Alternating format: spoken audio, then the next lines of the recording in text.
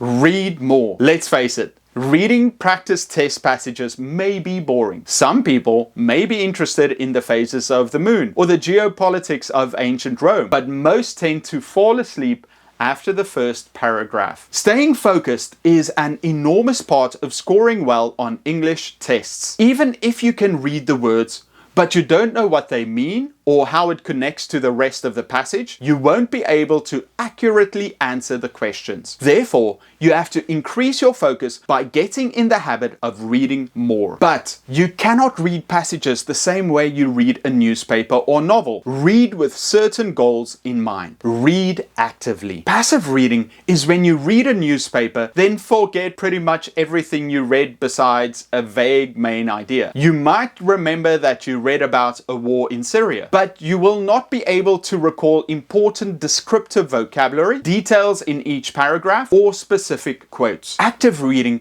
will help you remember a lot more of what you read, and this skill is extremely important for all sections of the test. While most exams test your memory, IELTS, TOEFL, and TOE tests test your comprehension. They don't want to see if you remember the material, but if you can understand it. Your goal is to understand what you read. How do you do that? Before you start reading a passage, imagine that you are a teacher. You have to explain what you have read to a 6-year-old student. You have to understand the main idea and important vocabulary. Then reword it in a way that a child would understand. Practice doing that, if possible, with a partner. Each of you read a different passage, then explain it in a clear, understandable way. You should also try to remember specific information or quotes from the reading. If you practice the skill, you will massively improve the ability of understanding the material and applying it